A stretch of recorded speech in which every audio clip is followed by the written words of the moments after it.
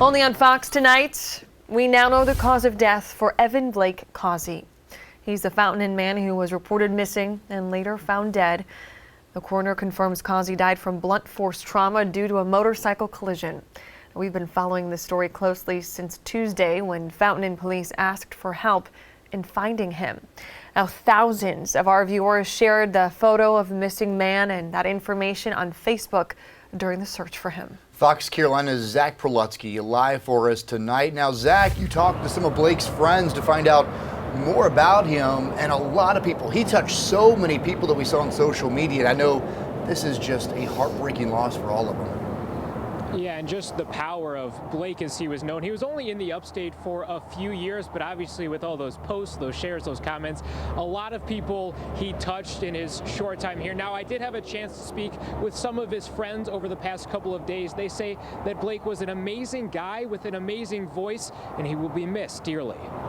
Friends and family are mourning the loss of Blake Causey, who died earlier this week after South Carolina Highway Patrol tells us he crashed his motorcycle in Greenville County. Garrett Wilson met Blake through an upstate church a few years ago. Wilson tells me he was running sound for the church when Blake was singing.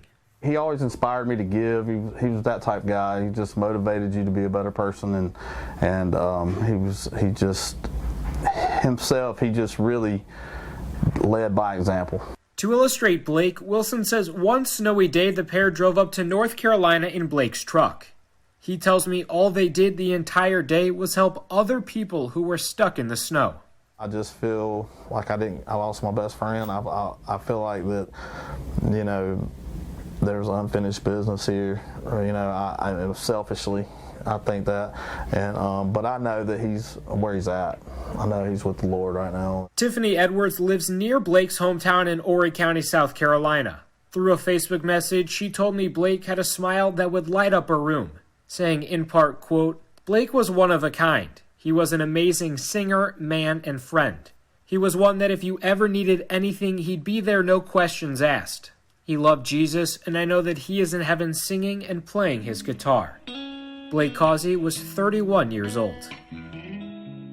I did also speak with someone from Visual Concepts Sign and Lighting. That's where Blake had worked here in the upstate for the past 5 years. They tell me that they're devastated by the news of his passing, saying that he was like a family member to so many people at the company. And guys, we have learned that a funeral service for Blake is set for Sunday in Horry County. For now, reporting live in Greenville County, Zach Prelutsky, Fox Carolina, the 10 o'clock news.